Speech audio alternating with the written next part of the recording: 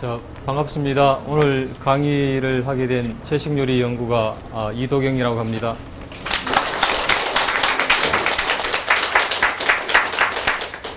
아유, 주말이신데 어디 야외로 놀러 가셔야 될 텐데 이렇게 오셔서 될지 모르겠어요. 예.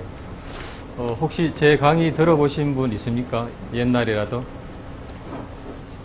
예, 선생님, 예. 다들 재미세요? 예. 그러면 오늘 주제가 사실은 뭐 채식 조리 부분도 있고 채식과 건강에 관련된 부분 뭐 이렇게 여러 가지가 있는데 혹시 나는 이런 쪽의 얘기는 좀 해주셨으면 좋겠다라는 그런 질문이 있으면 먼저 들어서 제가 수렴해서 강의를 오늘 해볼까 싶거든요. 혹시 좀 듣고 싶은 분야가 있으신지요?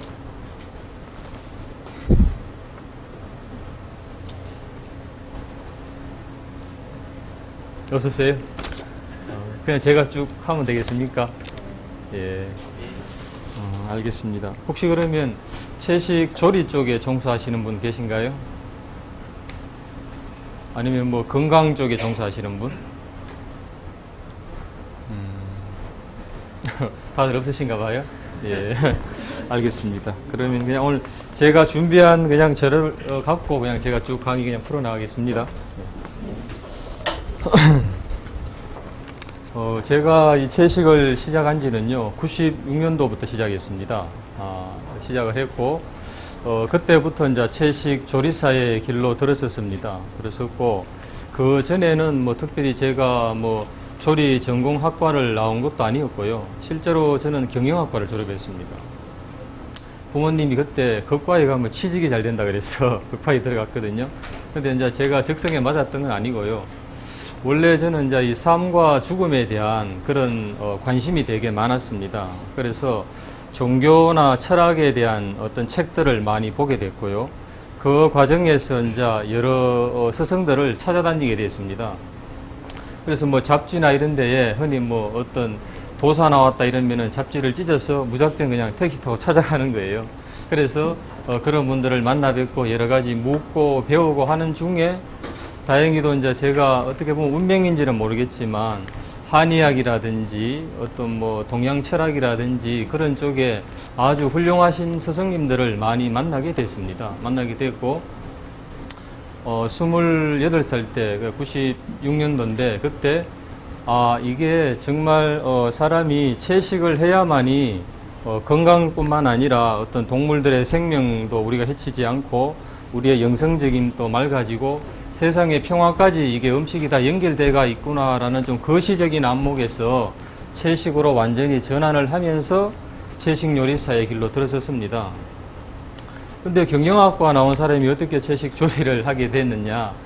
원래 저는 이제 경주 산골에서 자라났는데 제가 장남입니다. 장남인데 우리 어머님이 이제 10명에서 한 15명 정도의 요리를 했거든요. 근데 지금처럼 밥솥이나 뭐 이런 게 없습니다. 순전히 그냥 이 나무로 가마솥에 밥을 지어서 그 10명 되는 가족들의 밥을 다 하셨거든요.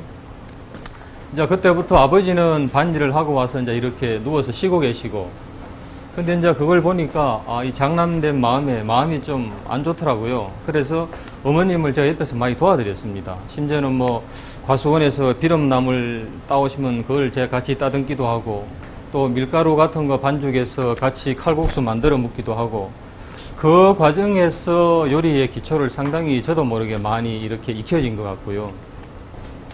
그 다음에 고등학교 때부터 이제 저는 자취 생활을 시작했는데, 촌에는요, 재래시장이 상당히 많습니다. 재래시장이 많은데, 거기서 이제 지금처럼 이런 것이 아니라 다 집에서, 상과 덜에서 직접 채집해서 팔러 오신 분들이 상당히 많아요. 그럼 뭐 할머니들이 200원, 300원, 500원 이렇게 막 팔았었거든요. 그럼 이제 그걸 이렇게 사서 뭐 심지어는 쑥을 살 때 쑥국을 어떻게 끓이느냐 제가 여쭤보기도 하고, 또 뭐 콩나물을 사면은 콩나물 뭐 데쳐 먹는 거 외에 어떤 게 있느냐 여쭤보기도 하고, 그렇게 자취 생활을 하면서 또 많이 이렇게 익혀지게 됐습니다. 그리고 세 번째는 제가 이제 고등학교 졸업하고 대학 다니는 내내 아르바이트를 딱 2군데서 했는데, 첫 번째는 음식점에서 했습니다. 카페하고 레스토랑 이런 데서요. 그래서 처음에는 이제 웨이터부터 시작을 했는데, 웨이터를 하다가 조금 뭐 몇 개월 지나니까 이제 주방 보조로 들어가고 주방 보조에서 이제 주방장까지 올랐었거든요. 그래서 레스토랑이나 카페에서 그런 생활을 했었고, 좀 음식에 대해서 궁극적인 어떤 그런 것들이나 건강에 대한 또 이게 어떤 의문이 많아가지고, 저 대구에 가면은 양령시장이라고 있습니다. 그래서 거기 가서 이제 무작정 일을 좀 하게 해달라고 했죠. 그러니까 대학 다니는 사람은 안 받더라고요. 그래서 제가 고등학교 졸업했다라고 속이고 그 대구 양령시에 들어가서 약을 배달하고 약 썰고 그 다음에 약을 법제하고 뭐 약을 포장하는 그런 일들을 이제 하기 시작했습니다. 그래서 이제 그 한약에 대한 기초 바닥부터 이제 거기서 배우기 시작한 거죠. 그리고 또 대학 복학해서 이제 저는 야간에 이제 이렇게 그 과를 옮기면서 낮에 한의원에 또 들어가서 또 무작정 일을 좀 하게 해달라고 쫄랐는데, 그때 그 할아버지가 박정희, 전두환, 노태우 대통령까지 그 3대 표창을 받은 유명한 명의였습니다. 그래서 무작정 이제 들어가서 일을 하게 해달라고 쫄랐는데, 근데 네가 뭐 어떻게 뭐 기술이 있느냐? 그래서 제가 양령시에서 이런 기초를 다 배우고 왔습니다. 그래서 그 할아버지가 저를 받아주셔가지고 또 거기서 이제 한의사가 처방을 내면 직접 그 처방전을 갖고 약을 제가 조제하는 것을 거기서 1년 정도 했습니다. 그 과정을 거쳐서 이제 채식 요리로 28살 때 전환을 딱 하고 보니까 그때 일했던 모든 경험들이 하나의 징검다리가 되고 밑거름이 돼가지고 채식을 했지만 그때 먹어보고 경험했던 것들이 그대로 채식으로 전환할 수 있는 하나의 계기가 됐습니다. 그래서 그때 참 많은 교훈을 느꼈는데, 어떤 힘든 일이 있고 전혀 나에게 관계없는 어떤 일들이 벌어진다 하더라도 그것은 뭔가 미래에 나를 만들어주고 발전시킬 수 있는 하나의 징검다리가 되더라는 것을 그때 많이 느꼈습니다. 제가 뭐 이렇게 채식 요리사로 이렇게 살 줄은 부모님도 몰랐고 저도 몰랐거든요. 근데 지금 이렇게 여러분 앞에 이제 강의를 하고 있는 그런 것들이 어떻게 보면 그런 길을 걸어가게끔 예정된 길이 아니었나라고 생각해 봅니다. 이것이 이제 제가 이 자리에 서게 된 하나의 이제 과정입니다. 서론이 좀 길었죠. 네. 옛날에 제가 그 인사동에서 솔량기라는 채식 식당을 한 3년 정도 운영을 했었습니다. 혹시 거기 와보신 분 있나요? 예. 예, 계시고. 예. 그때 이제 현대 앞에서 했는데요. 현대 본사 앞에서 한 3개월 전쯤에 제가 이제 다 정리를 했습니다. 정리를 했고, 그때 거기서 이제 강의를 했는데 그 강의의 주제가 크게 두 가지입니다. 하나는 소울푸드고 하나는 참부모 자격 아카데미라고 해놨습니다. 근데 왜 이렇게 나눠드린 것처럼 제목이 뭔가 좀 거창한가 이렇게 이제 하실 텐데요. 제가 이 소울푸드라고 한 것은요, 그 음식이 채식이 건강 때문에 하는 것만은 아니라는 것을 제가 느꼈기 때문에 이제 소울푸드라고 이름을 붙였는데요. 사실 저는 오늘 뭐 아주머니들께서도 많이 오실 줄 알았는데 보니까 거의 젊으신들 분이네요. 그러니까 뭐 사실 할 얘기가 더 많아진 것 같은데, 제가 젊으신 분들을 만나면요 꼭 해드리는 얘기가 한 가지가 있습니다. 그 소울푸드의 어떤 핵심이라고 볼 수가 있는데요. 여러분 3살 버릇이 언제까지 가죠? 그죠? 8가지 가죠?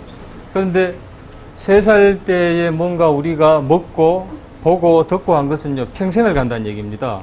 근데 만약에 3살 때에 우리가 결혼을 해서 부모님이 매일 치킨을 먹고 햄버거를 먹고 라면을 먹고 피자를 먹었습니다.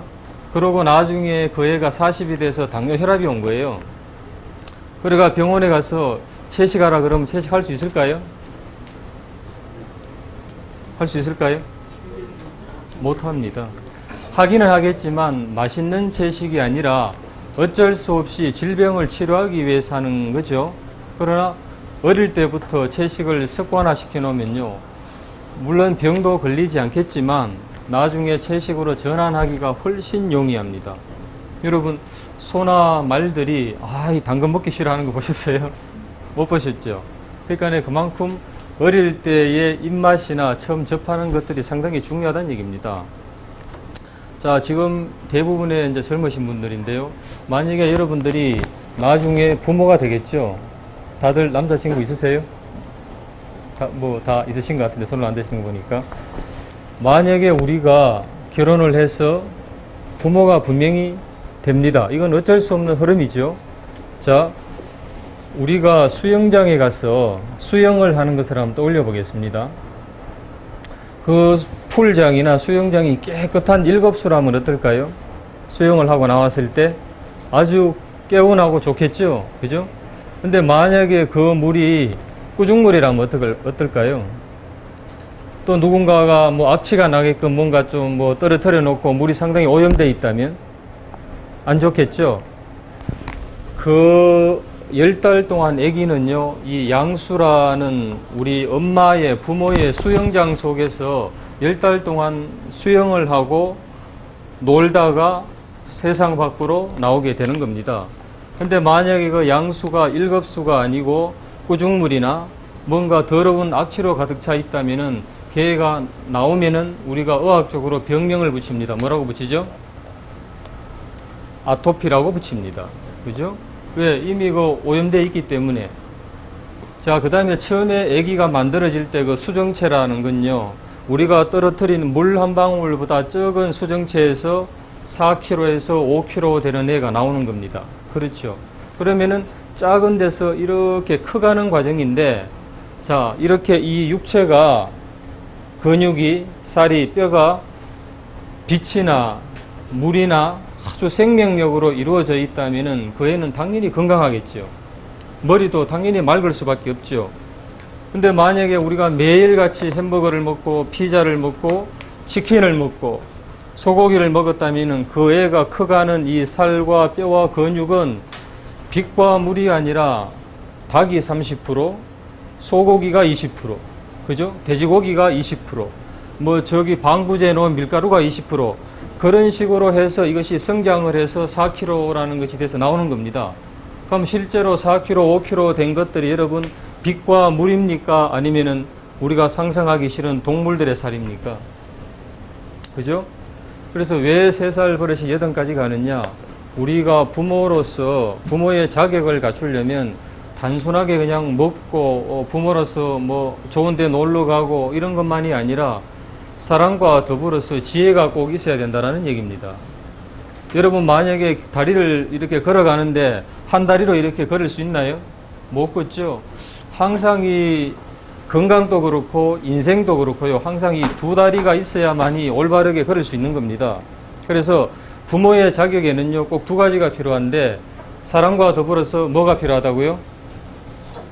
예, 지혜가 필요합니다. 왼발은 사랑이 되고 오른발은 지혜가 돼서 이렇게 조화와 균형을 이룰 때에 우리가 참 부모가 돼서 그 자녀를 우리가 진정으로 양육을 했다라고 할 수가 있는 겁니다. 동물은 사육을 했다라고 하지만요, 사람은 양육한다고 합니다. 올바르게 그 애를 북돋아주고 정말 세상에 나갔을 때 사랑과 빛으로 가득 차서 세상에 빛이 되고 훌륭하게 어떤 성품과 이 건강을 갖고 세상에 유익한 존재가 되기를 바라는 게 모든 부모들의 공통된 어떤 목적입니다. 그렇게 하려면은 몇 살 버릇요? 3살 버릇이 중요한 겁니다. 그 시작은요, 여러분들의 태교부터 시작이 되는 겁니다. 그래서 양수와 혈액을 깨끗이 하는 것이 상당히 중요하고, 그러려면 음식이 맑아야 된다라는 겁니다.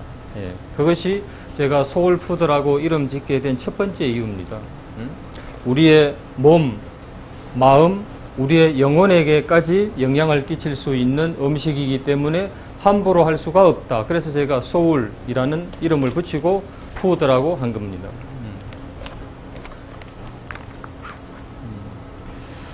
자, 여기 대부분 뭐 이렇게 채식에 관심이 있어서 오셨을 텐데요. 채식을 하는 목적은 여러 가지가 있습니다. 뭐 어떤 사람은 동물 보호 때문에 하시는 분도 있고, 또 어떤 사람은 뭐 다이어트 때문에 하시는 분도 있고, 여러 가지가 있죠. 근데 제가 채식을 했던 가장 큰 이유는요, 비폭력입니다. 아임사. 여러분 혹시 애완견이나 뭐 고양이나 이런 거 키우시는 분 있나요? 네. 네, 많이 계시네요. 근데 애완동물 따로 있고 여러분 뱃속에 들어가는 게 따로 있을까요?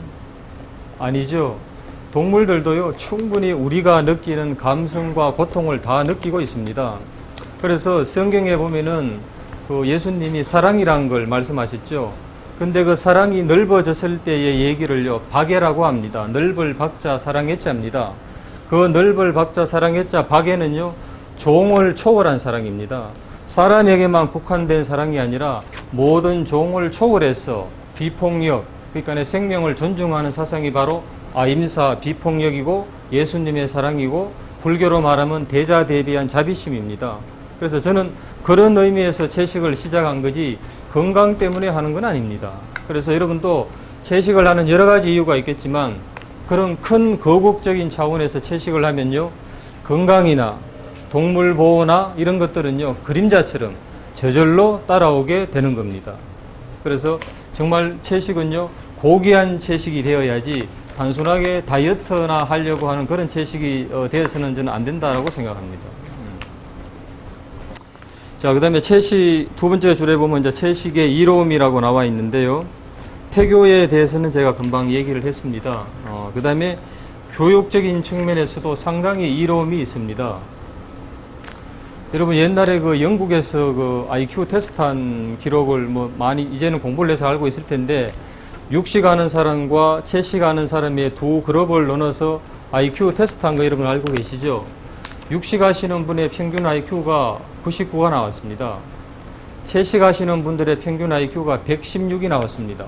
그럼 얼마 차이 나죠? 17. 17이면요, 여러분 어떻습니까?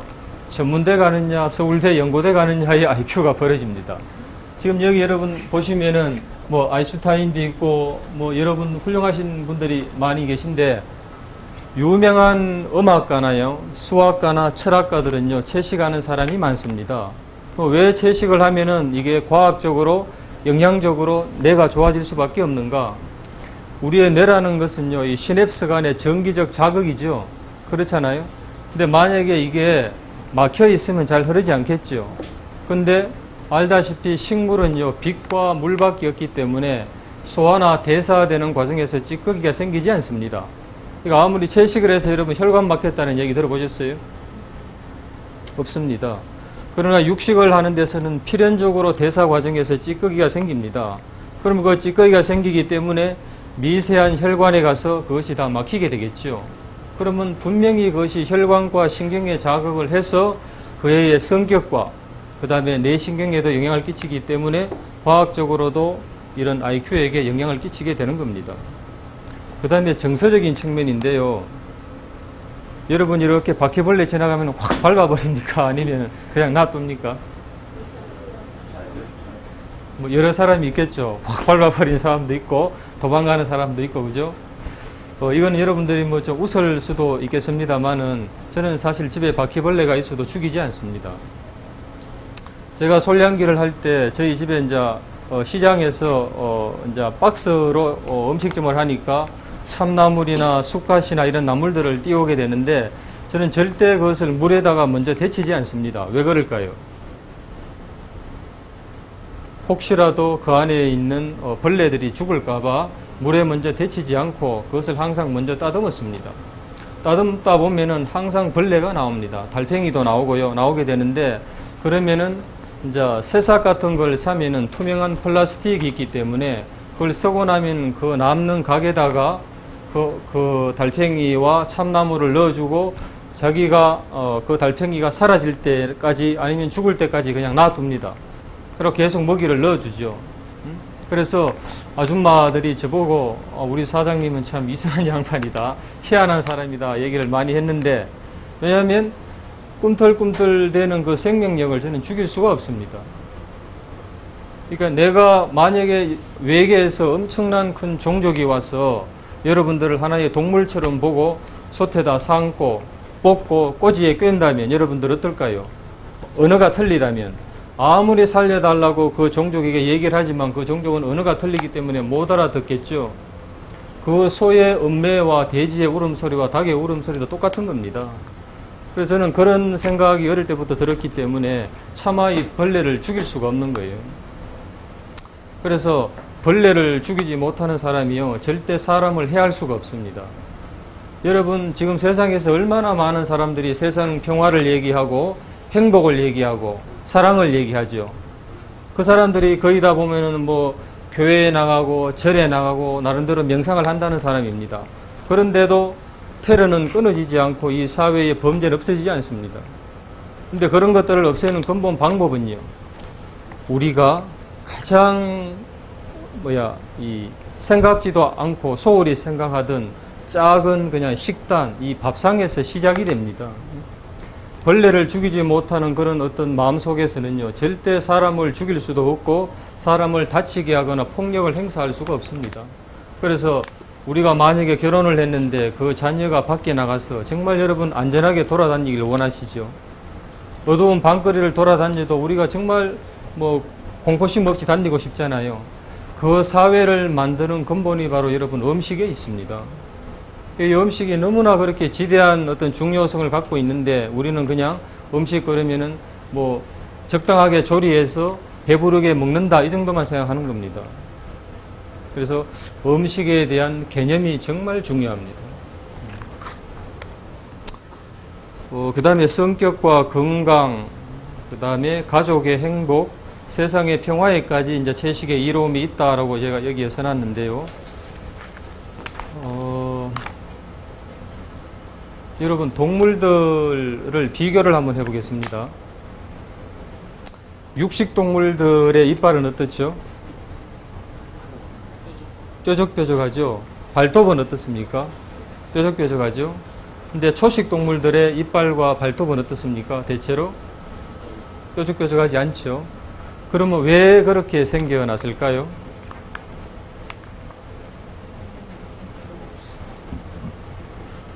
여러분 밖을 결정짓는 건요 항상 안입니다.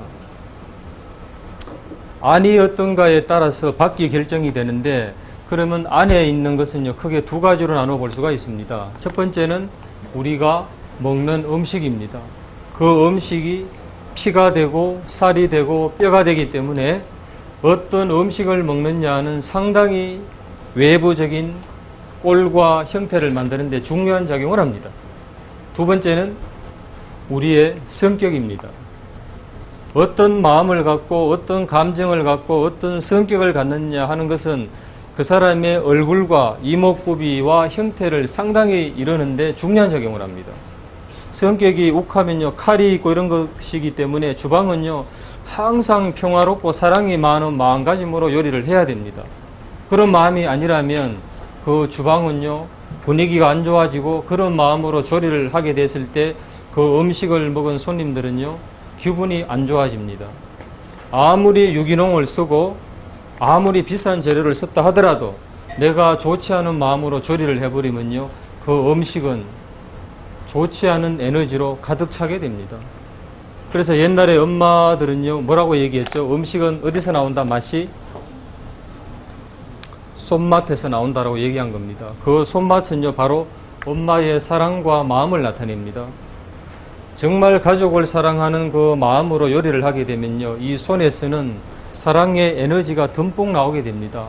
그 손으로 시금치를 무치고 콩나물을 무치고 겉절이를 무쳤을 때는요 너무나 밝은 에너지로 가득 차 있기 때문에 우리가 나이를 아무리 들어도 잊지 못하는 맛이 엄마가 해준 요리 맛입니다.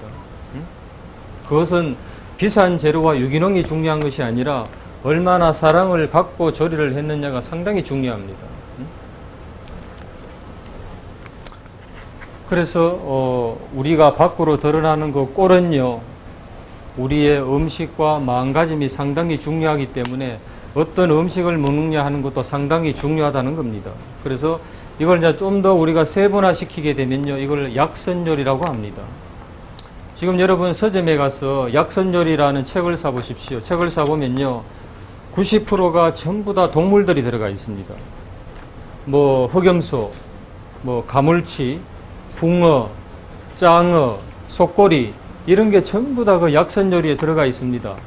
이론은 한의학적인 이론을 이렇게 만들어 놨는데 실제로 쓰는 재료들은요 전부 다 동물이 들어가 있습니다. 저는 그걸 보면서 참 이게 좀 가슴이 아픈 것이 있는데 공부를 참 하지 않는구나 그런 것도 느꼈습니다. 왜냐하면 옛날에는요, 우리가 1년에 한 번 정도 고기를 먹을까 말까 할 정도로 먹거리가 부족한 시대입니다. 그래서 대체로 사람이 병 나았을 때는요, 허약하기 때문에 단백질 위주의 고기를 넣어줘서 사람들을 보호를 해줬던 겁니다. 근데 지금 시대는 여러분, 보호를 해줘야 되겠습니까? 아니면은 빼줘야 되겠습니까? 빼줘야 되겠죠. 그래서 지금 건강법과 약선 요리의 키워드는요, 채워주는 약선이 되면 안 되고요, 덜어내고 빼주는 마이너스 쪽으로 가야 됩니다. 그러려면은 절대 고기나 가물치나 짱어나 그런 것들을 먹을 이유가 없는 겁니다. 얼마 전에 뉴스를 보니까요, 이 성범죄나 어떤 이런 것 때문에 상당히 심각한 사회 문제가 되는 것을 제가 보고 생각이 이렇게 많이 든 적이 있었는데요. 만약에 성범죄자가 되는 사람들을 정부에서 따로 분류를 해서 음식을 그 사람들에게 채식을 주는 겁니다. 채식을 주고 음식에 콩을 넣어주고. 여러분, 우리가 깜빵 간다고 하면 무슨 밥 먹는다 그러죠? 콩밥 먹는다 그러죠? 근데 콩밥을 먹으면은 현대 영양학적으로 어떤 효과가 있습니까? 두뇌를 향상시키고 뇌신경을 좋게 한다는 의학적 소견이 이미 이제 정설로 되어 있습니다. 근데 옛날에는 이런 걸 몰랐지만 콩을 옛날 우리 조상들은 전부 다 밥에 넣어서 먹었습니다. 왜? 뇌를 편안하게 해주기 때문에. 만약에 그 성범죄자 같은 경우를 따로 분리를 해서 채식을 시키고 소식을 시키고 때로는 단식을 시키고 그 다음에 콩도 넣어주고 그 다음에 이 빳빳하게 이 굳은 근육들은요, 한약을 적당하게 쓰면요, 이것이 풀어집니다. 이 근육이 풀어지면 그 욕망도 사라집니다. 그럼 도대체 이런 일이 어디 있느냐? 여러분, 똑같은 예를 들어서 직장 상사가 소리를 휙 던지면서 이것 좀 해와 얘기했을 때 정중히 받아들이는 직원이 있는가 하면 같이 집어 던지면서 자기가 뭔데 이러면서 돌아서서 이렇게 투덜투덜하거나 부딪히는 직원도 있겠죠. 똑같은 상황에 대해서 반응을 다 다르게 합니다. 대체로 이게 간이 배 밖에 나온 사람들이 뭐냐면 간에 열이 많은 사람들 간이 배 밖에 나왔다고 합니다. 여러분, 스트레스를 받으면은 간에 열이 생기겠죠. 열이 생기면 간이 쪼그라들겠습니까? 팽창하겠습니까?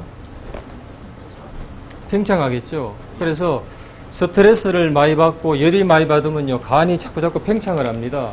간이 팽창해서 이 갈비뼈 안에 있어야 할 간이 나온 사람들을 옛날에 간이 배 밖에 나왔다고 합니다.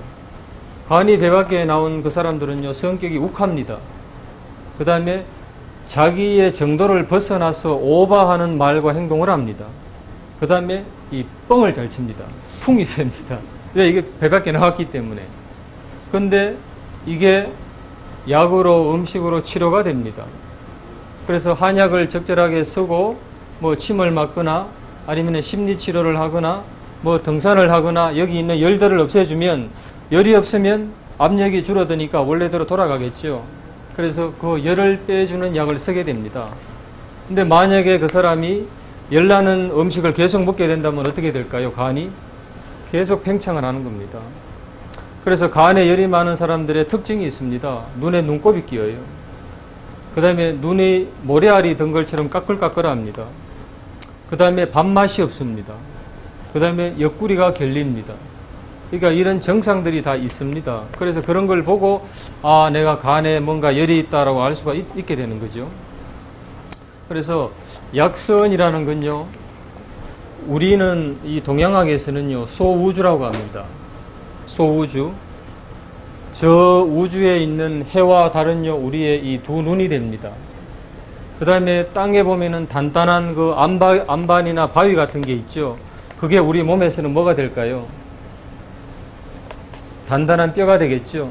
그 다음에 그 대지에 있는 흙들은 우리의 바로 살이 됩니다. 그 다음에 초목들은 뭐가 될까요? 네, 머리카락이나 이런 털럭들이 됩니다. 그 다음에 대자연의 공기는 우리의 숨결이 됩니다. 그래서 대우주를 그대로 축소해 놨기 때문에 우리를 소우주라고 하는데요. 이 소우주가 고장이 났을 때를 우리가 병이라고 합니다. 병이 나면요, 우리 성격도 이상해집니다. 성격도. 그래서 자연에 있는 어떤 힘을 빌어서 뭐 국화 아니면은 칡, 인삼, 대추 이런 것들이 전부 다 자연이죠. 자연을 대우주라고 합니다. 그래서 소우주가 고장났기 때문에 대우주의 어떤 기운을 불어넣어서 조화롭게 하는 게 뭐냐면 바로 약선요리의 핵심입니다. 그래서 잉어를 넣고 가물치를 쓰는 것이 아니라 그 사람의 부족하고 강한 것이 뭔가, 조화를 벗어난 것이 뭔가를 알아서 채워주는 것이 바로 약선요리고, 그것은 우리 엄마들도 알고 있어야 됩니다. 자, 여러분들에게 질문을 그러면 하나 던져보겠습니다. 아기가 운동을 하러 가기 직전입니다. 그러면 가서 좀 땀을 낼 필요도 있겠죠. 그러면 그런 애에게는 매운맛이 좋을까요? 새콤한 게 좋을까요?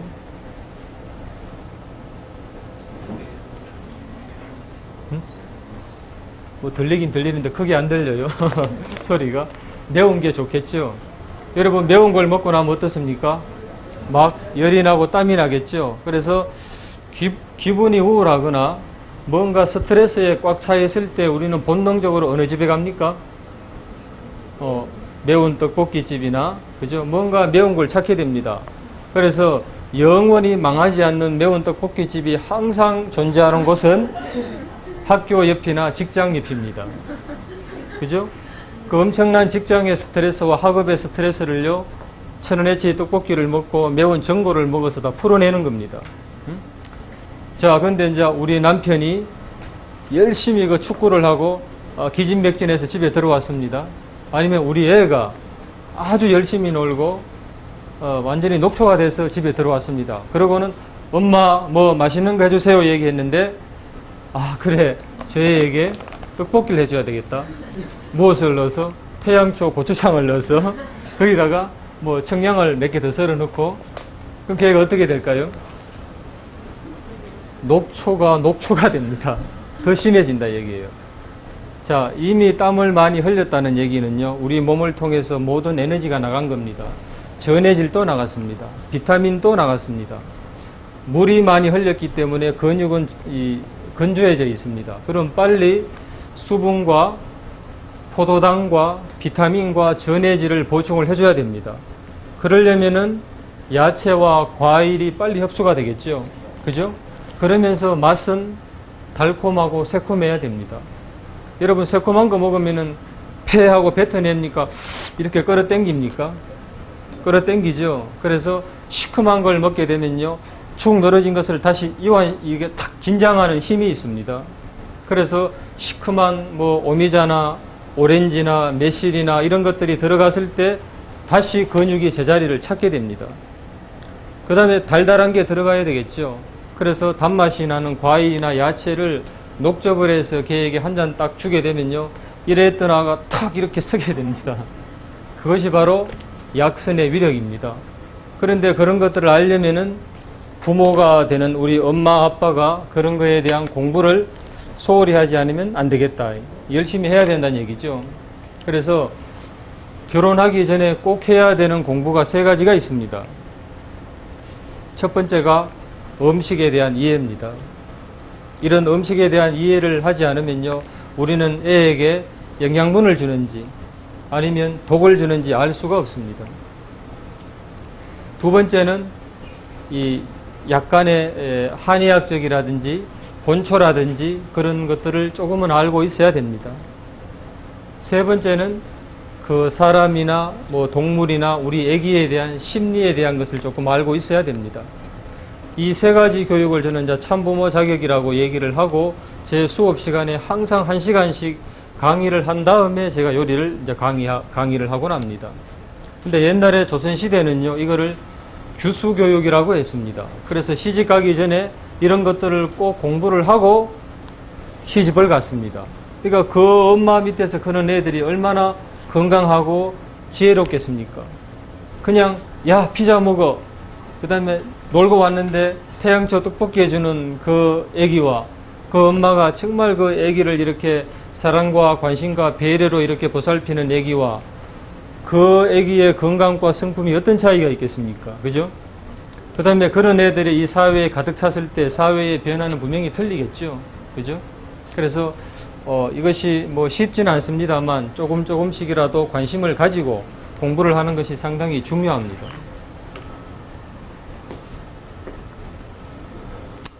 옛날의 의사들은요, 사실은 치료하는 의사보다 음식을 하는 의사를 식이라고 불렀고요. 그 식이를 일반 의사보다 더 높은 위치에 올려놨습니다.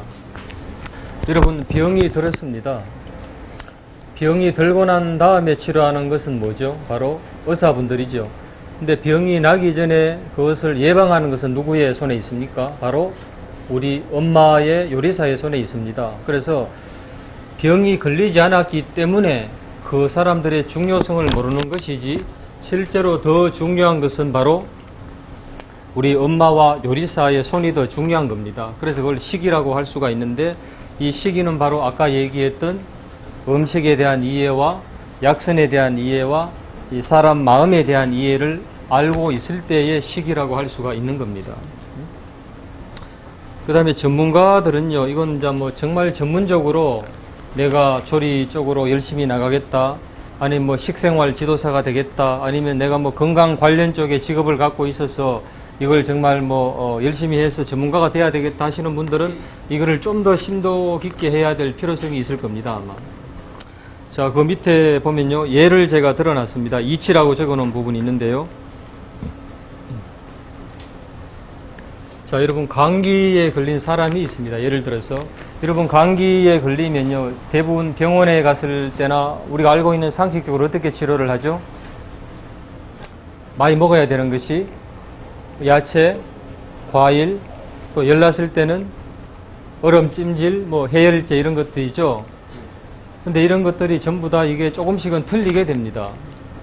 대체로요, 얼굴이 하얗고 몸에 털이 별로 없고 평소에 아주 냉정이 많은 사람들은요, 감기 걸리면 제일 먼저 나오는 게 콧물부터 나옵니다. 그런 분 있으십니까, 혹시? 감기 걸리면 코가 그냥 물처럼 뚝뚝 떨어진다. 여기는, 그러세요? 예. 그런 분들의 공통점은요, 대출이 얼굴이 허여멀건합니다. 아니면 노랗거나, 그 다음에 몸에 털이 별로 없습니다, 남자들은요. 그러니까 뭐, 몸에 털이 없고 흉곽이 발달되지 않았습니다. 대체로 이렇게 흉곽이 발달된 연예인들, 그런 사람은 흉곽이 발달되고 몸에 털이 많죠. 이런 사람들은 식당에 가면 제일 먼저 찾는 게 아마 보지 않아도 냉수입니다. 이 흉곽이 발달됐다는 것은요, 산소 흡입량이 많기 때문에 상당히 몸에 이 체열이 높습니다. 몸에 체열이 많기 때문에 몸에 털이 많이 납니다. 그러면 이런 사람들은 몸에 열이 많기 때문에 감기가 걸려서 열이 나면은 코가 마를까요? 콧물이 나올까요? 네? 코가 마르겠죠. 콧물이 마릅니다. 근데 만약에 평소에 몸에 수분이 많은 사람들이 또 있겠죠. 그런 사람들이 만약에 찬바람을 쐬가지고 이 피부가 다 막혀버린다면은 몸에서 이 남아도는 물이 나올까요? 바짝 말라버릴까요? 나오겠죠. 그래서 평소에 찬 걸 즐기고 몸이 냉한 사람이 찬바람을 많이 먹거나 찬 걸 평소 냉장고 음식을 즐기게 되면요, 맨날 콧물 재채기가 나옵니다. 그래서 이거를 비염이라고 얘기를 하기도 하고요, 또 어떨 때는 감기라고 표현을 하는데, 이 사람이 비염약을 먹었을 때 그 비염이 좋아질까요?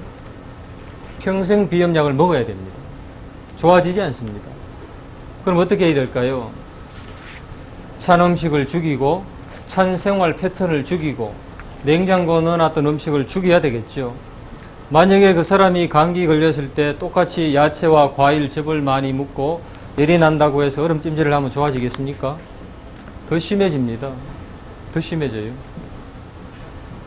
제가 사랑하는 사람을 한번 잃은 적이 있었는데 감기가 왔습니다. 갑자기. 그래서 병원에 가서 뭐 주사를 맞으려고 갔는데 열이 난다고 얼음 찜질을 한 거예요. 그리고 해열제를 쳤습니다. 그런데 급성 폐렴이 돼가지고 죽어버렸습니다. 그 20살 때. 정말 꽃다운 나이죠. 그 이제 제 이모입니다. 제 이모인데 저하고 나이가 동갑인데 살아있으면 저하고 똑같은 46이 됐을 겁니다. 근데 제가 좋아하는 여성상이 신사임당 같은 아주 현모양처를 좋아하는데 그 이모가 그런 상이었습니다. 너무나 그 조용하고 나긋나긋하고 사랑이 많고 그런 여성분이었는데 이모지만 제가 흠모하는 그런 여성이었거든요. 어릴 때부터 뭐 같이 논에 어릴 때부터 7살, 8살 때 손잡고 다니고 막 그랬는데 20살 때 그냥 급성폐렴으로 죽어버렸습니다. 근데 지금에 와서 그걸 생각해 보면은 그것은 그 이모의 잘못보다는 그 주변의 잘못입니다. 그걸 이런 걸 알고 있었다면 그렇게 허망하게 가진 않았겠죠. 근데 그것이 만약에 20살이 아니고 우리의 애기라고 여러분 생각을 해보세요. 애가 열나거나 아프거나 무조건 여러분 해열제를 함부로 쓰는 게 아닙니다. 어느 정도 이 부모는요, 아까 얘기했듯이 사랑과 지혜를 동시에 갖고 있어야 됩니다. 서양 사람들의 주로 음식이 뭡니까? 거의 다 육식입니다. 서양 사람들은요, 문화 자체가 유목 문화입니다. 유목이란 것은요, 사람 중심이 아니라 동물 중심입니다. 어디에 풀이 나느냐에 따라서 그 풀을 쫓아다니면서 동물들이 먹이를 먹고 그 풀을 내가 먹는 것이 아니라 동물들을 먹입니다. 그리고 그 동물들에게서 나오는 부산물을 갖고 형성된 게 서양의 식문화입니다. 그래서 치즈의 발달 같은 것들도 전부 다 그 동물에서 나오는 겁니다. 근데 육식을 많이 하게 되면요, 우리 채식이나 곡채식을 하는 사람들에게 비해서 체열이 살짝 올라갑니다. 체열이 올라가면 여러분 온돌에서 자야 되겠습니까? 침대에서 자야 됩니까? 침대에서 자야 됩니다. 그래서 침대가 발달하고요. 창문이 발달하겠습니까? 아니면 그냥 약간 이렇게 보온 쪽에 신경을 쓰겠습니까?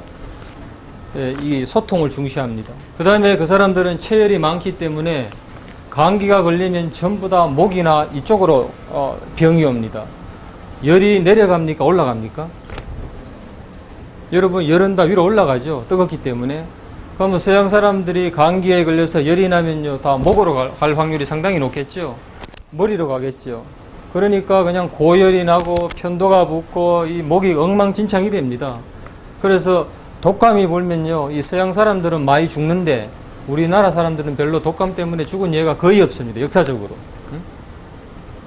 그래서 서양에서는요, 필연적으로 감기 치료나 유행성 독감에 해열제나 얼음 찜질, 그 다음에 냉수를 많이 먹어야 되고 과일, 즙 이런 것들이 상당히 그 사람들에게 도움이 됩니다. 지금 여기 아가씨 좀 어리신 분들은 모르실 수도 있는데 옛날에 감기가 걸렸을 때는 여러분 어떻게 했죠? 초창기에 예, 따뜻하게 하고 입을 뒤집어 쓰고 땀을 냈죠. 그게 우리의 초창기 감기를 잡는 방법입니다. 그렇게 하면요, 일주일간 감기가 거의 하루 만에 한숨 자고 나면 다 나아버립니다. 그죠? 그래서 동양과 서양의 건강법의 차이가 음식에서 갈라지는 겁니다. 음식에서. 그 다음에 어떤 체질이나 정서도 완전히 달라집니다. 서양 사람들은 성격이 직선적이고 밝고 언어 같은 것도요, 그냥 항상 주어가 있습니다. 나는 항상 뭐 이런 식으로 됩니다. 그것들 베이스가 전부 다 여러분 음식입니다.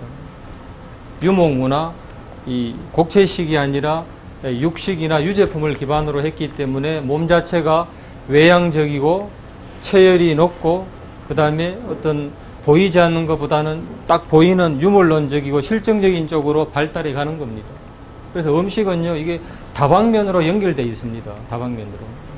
여러분 만약에 이래 있다가 남자친구가 헤어지자 그러면 밥 먹다가 숟가락 어떻게 됩니까? 응?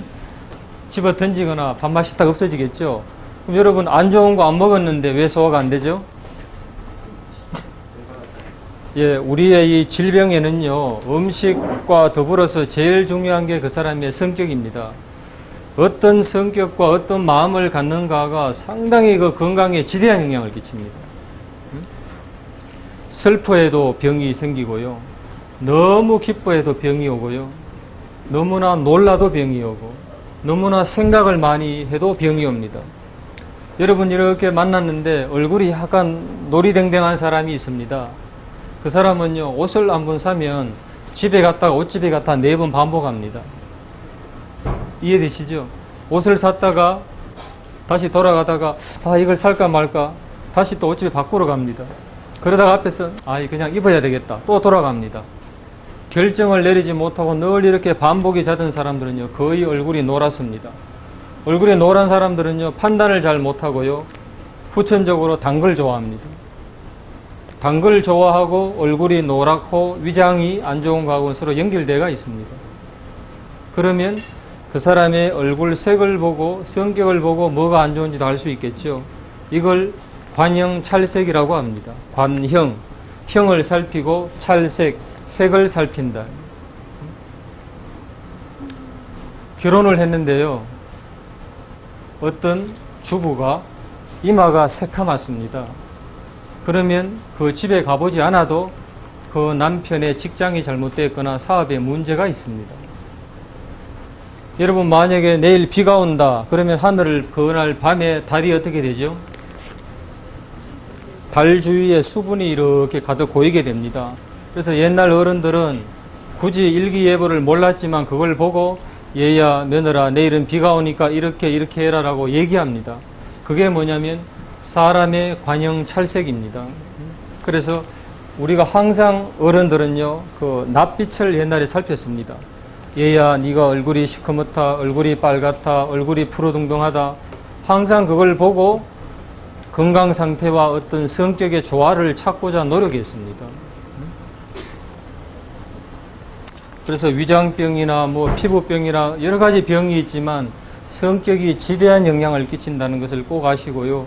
음식과 더불어서 성격의 조화에도 상당히 여러분 관심을 많이 가지셔야 됩니다. 두 번째 줄에 보니까 이게 성범죄자의 오장과 꼴이라고 나와 있는데요. 어떤 꼴을 갖고 있는가가 이 어릴 때 3살부터 태교부터 이게 상당히 영향을 끼치게 되는데, 그런 사람들은요, 어릴 때 상당히 정서적으로 문제가 있습니다. 뭔가 세상에 대한 정오심과 사람에 대한 이 정오심을 가득 갖고 있습니다. 그러니까 그걸 우리가 알고 어릴 때부터 사랑으로 이렇게 품어주면요, 그 사람이 그런 식으로 표출이 되지 않습니다. 근데 이 사람이 학교에 가서도 왕따가 되고 결혼을 했어도 사회에 나가서도 늘 주눅들기 때문에 그것이 어느 시점이 되면요, 사회에 대한 공격으로 딱 드러납니다. 근데 이제 여성분들이 아무래도 오늘 분명히 강의에 남성분보다는 많을 것 같아 제가 일부러 이 내용을 넣어놨습니다. 그 다음에 이게 이제 약선요리에 대한 예인데요. 자, 여러분, 고추하고 율무하고 생강을 제가 예를 들어 보겠습니다. 고추는 맛이 어떤 맛이 납니까? 맵죠. 율무는 어떤 곳에서 자라죠? 율무는요, 이 물이 있는 데서 자랍니다. 그 다음에 생강은 맛이 어떻죠? 맵죠. 화하고 맵죠. 자, 근데 여러분, 다이어트를 할 때요, 이 3가지가 다 서입니다. 3가지가 케이스 바이 케이스로 서입니다. 우리가 흔히 물살이라고 하는 사람들은요, 손을 이렇게 대다 떼면 이 태가 그대로 있습니다. 그런 사람들은 뭘 주로 주느냐? 율무를 먹입니다. 아무래도 다이어트에 관심이 많을 것 같아서 일부러 제가 넣었는데, 물살이 많은 사람들은 율무가 들어가야 물이 빠집니다. 흔히 우리가 말하는 질경이 실을 찾은 자라고 하는데 그것도 물 빼내는 겁니다. 그 다음에 피부에 수분이 많이 고여있다. 그럴 때는요, 고추가 많이 쓰입니다. 고추. 물론 한약이 있는데 그 한약은 함부로 쓰면 안 되니까 제가 음식만 얘기합니다. 여러분, 고추가 알맹이입니까? 껍질입니까? 먹을 때 쓰는 부위가? 껍질을 쓰죠. 근데 맛이 답니까? 맵습니까? 맵죠. 맛이 매운맛이 나고 껍질이기 때문에 이것은 피부로 가서 피부를 발산시킵니다. 그래서 피부에 이게 수분이 많고 막혀 있는 사람들은요, 그 매운 걸 먹어야 이게 열리게 됩니다. 자, 이런 사람도 있습니다. 배에서 쾅 하고 천둥 소리가 나는 사람이 있습니다. 그 다음에 물 올라가는 소리가 쫄쫄쫄 들리는 사람도 있습니다. 이거를 이제 전문용어로 윤회정수라고 하는데, 이 속에 물이 고여 있습니다. 이 물이 고여 있는 사람은 햇빛을 못 쳐다봅니다. 물이 많기 때문에 눈에도 물이 많아가지고 빛이 반사되기 때문에 잘 못 쳐다봅니다. 그 다음에 밥을 먹고 나면 대체로 졸립니다. 물이 많은 사람들. 그 다음에 이 팔다리를 움직이기 싫어합니다. 노곤해가지고 그냥 누워있기 좋아합니다. 자, 이런 사람을 율무를 주는 것이 아니라 생강을 줘야 됩니다. 여러분, 생강은 모양이 직선입니까? 꼬불꼬불합니까? 꼬불꼬불하기 때문에 이것은 우리의 창자로 들어갑니다. 창자로 들어가고 맛이 맵기 때문에 이 창자를 움직여줍니다. 이것을 이제 약선요리라고 합니다. 그래서 약선요리를 이해하는 데는요, 식물의 에너지와 맛과 그 다음에 모양과 식물의 향기와 그 다음에 식물이 어디에서 자라는가, 어느 부위를 쓸 것인가를 홍보하는 것이 바로 약선의 이치입니다. 그래서 이 요리에는요, 여러 분야가 있습니다. 그냥 채식이 아니라 채식에도 글로벌적인 뭐 이런 요리도 있고, 뭐 사찰 요리도 있고, 또 생식 요리도 있고, 그러나 지금 제가 얘기하는 것은 약선 요리의 이치입니다. 그래서 케이스 바이 케이스로 똑같은 그 다이어트지만 어떤 식으로 접근을 하고 위장 상태나 피부의 상태나 어디에 수분이 많은가에 따라서 들어가는 음식 재료가 틀려집니다. 자, 여러분, 삼계탕을 여름에 많이 먹죠? 요즘 철에. 거기에 꼭 들어가는 게 있습니다. 한번 얘기해 볼까요? 뭐가 있죠? 황기, 대추, 인삼, 네? 어떨 또 밤도 많이 씁니다. 밤, 그죠?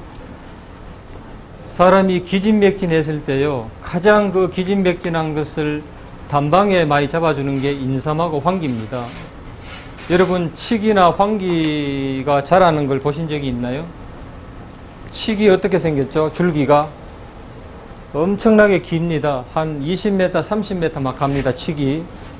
그 다음에 뿌리도 이렇게 그냥 깁니다. 그럼 여러분, 그 칡이 이렇게 20m, 50m 그 땅에 있는 물을 이렇게 끌어올리려면은 그 흡입력이 상당하겠죠? 지상까지 끌어올리려니까. 그럼 사람이 축 처져 있는데 탁 끌어올리려면 뭐가 끌어올려야 되겠죠? 그래서 황기를 쓰게 되면요, 자궁이 처지거나 항문이 빠지거나 사람이 기진맥진할 때 황기를 쓰면 이게 확 올라옵니다. 이게 이제 우리가 한의학의 이치입니다. 칡도 마찬가지입니다. 여러분, 목이 이렇게 안 돌아가는 사람들이 있습니다. 뒷목이 굳어가지고. 그럴 때 제일 많이 쓰는 게 여러분 칡입니다. 칡 다 아시죠? 칡을 한방에서는 갈건이라고 합니다. 갈건이라 그러면 뭔가 그럴듯하지만 사실은 우리가 음식에서 쓰는 그냥 칡입니다. 그래서 열이 많이 생겨서 뒷목이 뻣뻣한 사람들이 칡을 먹게 되면 이것이 많이 풀리게 됩니다. 그럼 왜 하필이면 칡을 쓰고 황기를 썼느냐라고 우리가 생각을 해봐야 되겠죠. 그것은 너무나 줄기가 길기 때문에 그 끌어올리는 황기와 칡의 성질을 쓴 겁니다. 사람이 내성적인데 영업직 할 수 있습니까? 못하죠. 외향적인 사람을 영업직에 써야 되겠죠. 식물의 성질을 그대로 사람에게 쓰는 것을 한의학의 본초라고 합니다. 그래서 본초는요, 식물의 성질을 잘 헤아리는 겁니다. 여러분, 대추는요, 뭐를 잘 맞죠? 비가 올 때? 유독 나무 중에서 대추나무가 벼락을 잘 맞습니다. 이 대추나무는요, 대추는 철분이 많습니다. 철분이 많기 때문에 벼락을 잘 끌어당깁니다. 그럼 철분이 많다는 얘기는 무겁겠습니까? 가볍겠습니까? 무겁죠? 그럼 여름에 되면 여러분 불쾌지수가 올라갑니까? 내려갑니까? 올라가죠? 그래서 여름에 불쾌지수가 많은 것을 밑으로 내려주는 게 대추입니다. 그래서 대추는요, 신경 안정제면서 사람의 마음을 편안하게 해주고 피를 보여주는 작용이 있기 때문에 겨울에 쓰는 것보다는 여름에 써서 불쾌지수를 내주는 겁니다. 그것은 대추나무가 벼락을 맞는 성질, 대추가 붉은 색깔, 그 다음에 대추가 찐득찐득한 그 성질을 헤아려서 사람 몸에 쓰는 겁니다. 북방계는요, 대체로 밀을 주식으로 합니다. 여러분 아시죠? 여러분, 밀을 여러분 씹어보신 적 있어요? 밀을 씹으면요, 껌처럼 됩니다. 그걸 우리가 글루텐이라고 합니다. 밀가루는요, 강력, 중력, 박력으로 바뀝니다. 쿠키를 만들 때 쓰는 게 뭐죠?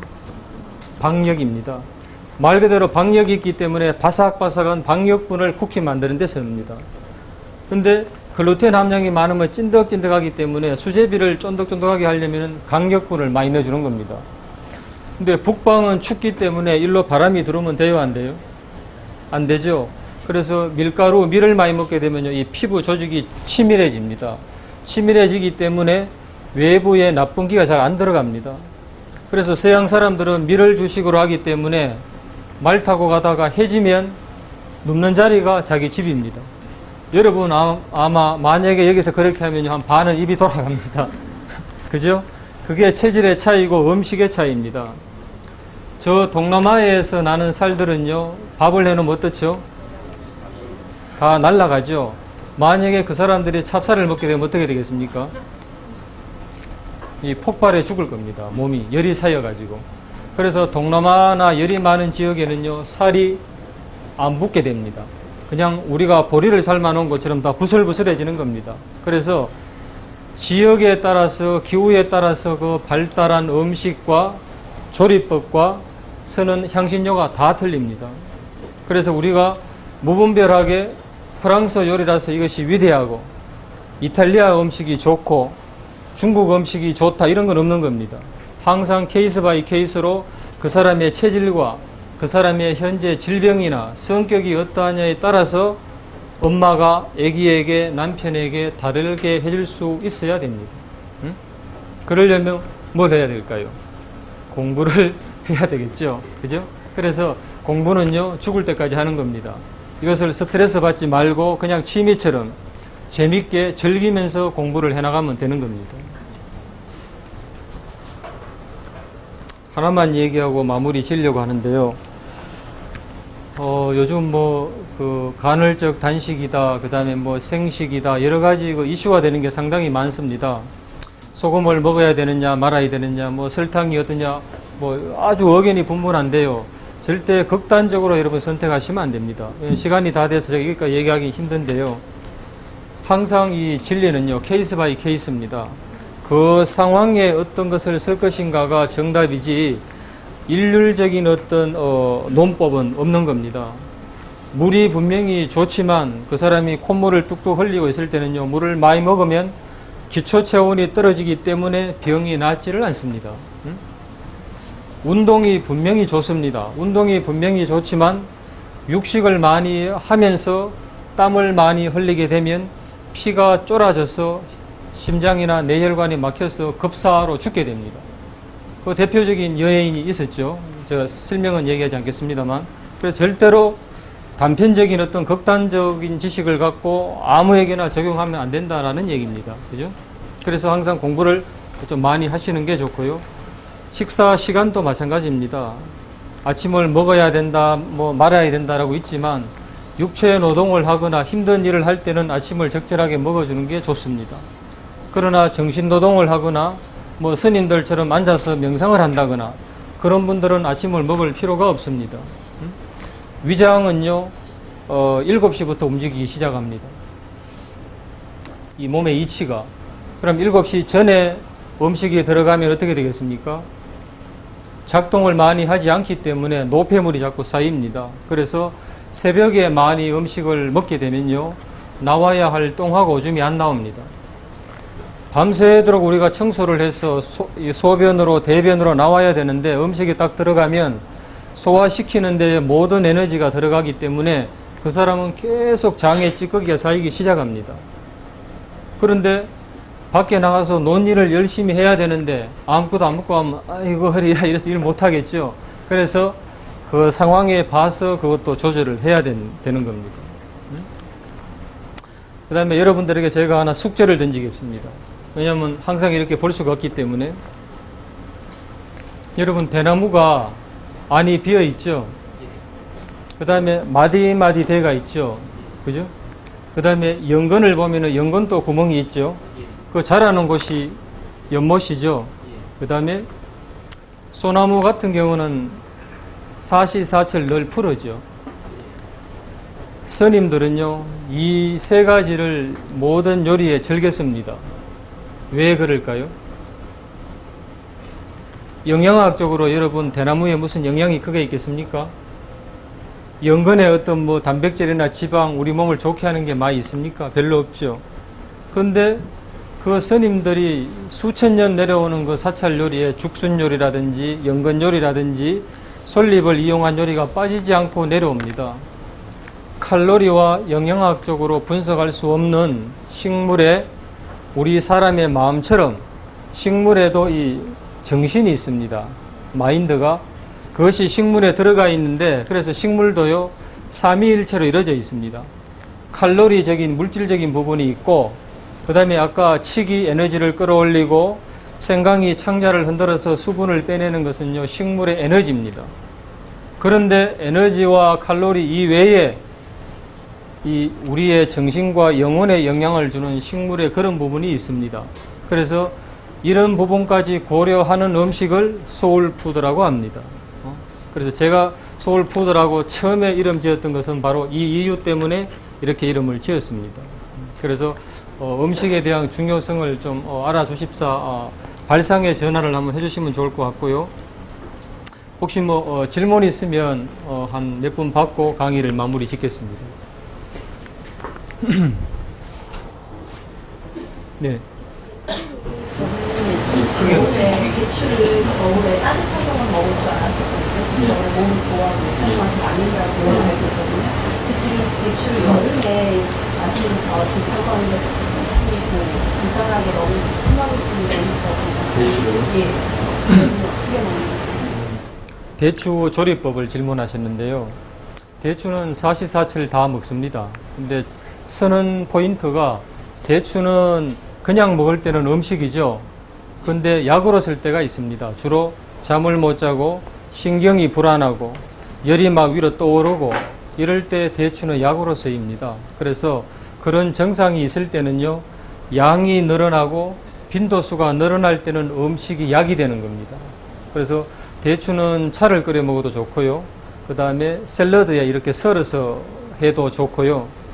가장 요번에 나온 제가 나는 채식 요리사다라는 저 책이 있는데 저 책에 보면은 저는 이제 현미를 물에 불렸다가 체에 받쳐서 현미에 물을 싹 뺍니다. 현미가 아주 이게 촉촉하겠죠. 그 상태에서 대추 씨를 빼고 대추와 물에 불린 현미와 깨 한 숟가락 그거를 분쇄기에 갈아버립니다. 그러면 현미는 탄수화물, 비타민, 미네랄이 다 들어갔죠. 그 다음에 대추 속에는 뭐가 있죠? 여러 가지 비타민, 미네랄 이런 다 들어가 있습니다. 깨는 단백질, 지방이 들어가 있습니다. 그래서 이 세 가지만 섞어버리면 6대 영양소가 요 안에 다 들어가 있습니다. 그래서 이거를 여행할 때 갖고 다니면서 한 동그랗게 뭉쳐서 한 3개에서 5개 먹으면 그게 한 끼 식사입니다. 그래서 혈압이 있거나 당뇨가 있거나 대사성 질환이 있을 때 그거를 한 끼 식사로 먹어주면요 수치가 점점 감소하기 시작합니다. 그래서 대표적인 조리법은 저는 이걸 추천하고 싶습니다. 네, 또 다른 질문 있으시면. 네.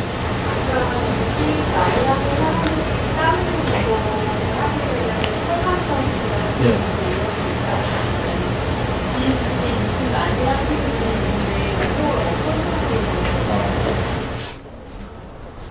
대체로 이 혈관은요 이렇게 굵은 게 있겠죠. 근데 이 머리카락보다 가는 경우도 있겠죠. 주로 이거보다 가는 건 어디에 있을까요?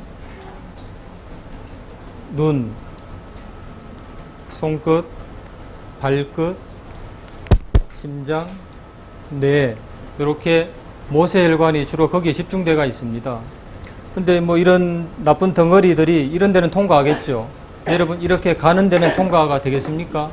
안 되죠. 그래서 10년, 20년 묵은 소고기 찌꺼기, 햄버거 찌꺼기들이 쌓이고 쌓여서 나이 40, 50이 되면요 다 막히기 시작합니다. 그래서 대체로 심장의 이 펌프력이 약해지는 40대가 지나서 혈관 질환이 오기 시작합니다. 안 그래도 혈관이 뻑뻑한데 물을 빼버리는 운동을 많이 하게 되면 더 혈관이 굳어지겠죠. 그래서 필히 음식을 채식으로 음식을 바꿔주면서 운동하는 게 중요하고요. 운동은 급격하게 땀을 많이 흘리는 것보다는 약간 정적인 운동을 해주는 게 좋습니다. 요가라든지 태극권이라든지 그런 것들이 좋고요. 만약에 이렇게 살이 많이 쪄서 살을 빼야 되겠다. 그럴 때는 똑같은 운동을 하더라도 태권도를 하는 게 좋습니다. 여러분 태권도는 직선 운동이죠. 이 직선 운동은요 전부 다 기가 밖으로 빠지기 때문에 살이 빠지는 효과가 있습니다. 근데 저처럼 이렇게 말랐거나 기진맥진한 사람들은 합기도나 유도나 태극권처럼 회전 운동을 하는 게 좋습니다. 그러면 회전 안 하면 기가 모이기 때문에 살이 찌고 뭔가 기력이 회복이 됩니다. 그래서 운동도 음량에 따라서 내가 허약한가, 살이 쪘는가 말랐는가에 따라서 다르게 할 수가 있습니다. 예. 한 번만 더 질문. 예. 저희가 그냥에서 숟가락 다 쓰잖아요. 예. 근데 뭐 저는 뭐 거의 맨손으로만 먹는데 예. 숟가락이 필요한가요? 수저의 사용의 어떤 거에 대해서 질문을 해주시는데요. 전 세계에서 숟가락과 젓가락을 쓰는 건요, 이 대한민국밖에 없습니다. 중국 사람들이 숟가락을 쓸 때는요, 딱 섞어 먹을 때 뿐입니다. 그다음 밥은 이렇게 먹죠. 이렇게. 일본도 마찬가지입니다. 근데 원래 우리나라가 서양의 문물이 들어오기 전에는요, 밥상에 딱 오면 밥을 먼저 먹습니다. 그 다음에 숟가락을 이렇게 놓습니다. 놓고 젓가락은 반찬을 퍼서 넣습니다. 왜 그러냐? 홀수는 양이고 짝수는 음입니다. 그래서 태양의 전기를 듬뿍 받은 그 탄수화물을 밥을 먹을 때는요, 홀수인 이 하늘을 본딴 숟가락은 둥글죠. 하늘을 본따서 만들었고 홀수입니다. 그래서 밥을 먹는 겁니다. 그러고는 숟가락을 딱 놓고 밥을 오래 씹습니다. 그러면 저작 활동을 오래 하게 되고 여기서 소화를 할 일이 없겠죠. 이 소화가 안 되는 만큼 그 사람의 수명이 늘어납니다. 이 소화 효소를 덜 쓰는 만큼. 숟가락과 젓가락을 쓰는 이치는 음량의 이치이기 때문에 이 음식 문화와 음식 철학을 정립해 놓은 게 바로 우리 대한민국의 음식 문화입니다. 그래서 한국의 이 음식 문화라는 건요, 이 철저하게 아주 디테일한 과학적입니다. 너무나 앞서간 과학적이기 때문에 현대의 과학으로 이해를 못하는 것이지, 실제로는 전 세계 어디 내놔도 정말 넘버원이라고 할 수 있는 이 고차원적인 이 음식 철학이 우리나라 음식에 깔려져 있습니다. 상도요, 이 독상, 홀수를 쓸 때는요, 둥근 상을 씁니다. 그러나 4명 이렇게 짝수가 와서 쓸 때는요, 네모진 상을 씁니다. 그러니까 이 상을 쓸 때도 옛날 사람들은 다르게 썼습니다. 그 다음에 음식 같은 경우도 씨앗이 여러분 무슨 색이죠? 겉은 다 거무디티합니다.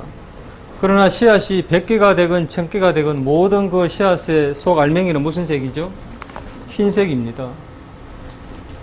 이 온 우주에 가득 차 있는 게 여러분 바로 빛입니다. 그 빛이 여러분 태양이 가장 밝을 때가 무슨 빛이죠? 흰빛입니다. 그래서 그 흰빛을요, 종교에서는 신이라고 표현하고 하나님이라고 표현을 하는데, 그것이 바다로 들어가면 그 빛이 소금이 되고 우리가 먹을 수 있는 음식이 될 때는요, 하얗게 됩니다. 그래서 가장 이 천년 묵은 은행나무나 우리가 먹는 모든 음식은 그 하얀 데서 나오는 겁니다. 그 하얀 것은 바로 빛의 집합체입니다. 그래서 그 하얀 빛이 우리 몸속에 들어가서 몸에서 빛이 되고 우리의 이 신경이 되고 마음이 되고 뼈가 되고 살이 되는 겁니다. 그래서 뭔가 원기가 떨어졌을 때는요, 적당한 그런 견과류나 씨앗류를 써서 우리 몸을 보하기도 하고 우리 정신을 맑게도 하는 효과가 있습니다. 예, 그래서 음식 철학을 얘기하다가 이제 여기까지 제가 얘기를 해드렸습니다. 예. 오늘 멀리서 오신 분도 계시고 또 남자친구와 데이트까지 포기하면서 오신 분도 계실 텐데 이게 1시간이라 제가 많은 얘기를 할 수가 없습니다. 저는 20대부터 지금 제가 40대 중반인데요. 한 20년 가까이 음식과 한의학과 심리학을 접목시키는 연구를 해왔습니다. 해왔고 쉬지 않고 정말 이거를 공부를 하면서 사람들에게 이치가 이런 게 있다라는 것을 알리기 위해서 소울푸드라는 주제로 채식요리 강의를 하고 또 글을 쓰고 원고도 쓰고 이렇게 많이 해왔습니다. 그래서 짧은 시간이지만 발상의 전환이 됐다면 제가 강의한 보람이 있고요. 또 장차 여러분들이 부모가 됐을 때 정말 다른 사람과는 차별이 돼서 참부모로 거듭나서 이 세상에 조금 어떤 빛이 된다면 오늘 제가 강의를 한 보람이 있을 것 같습니다. 예, 오늘 와주셔서 고맙습니다.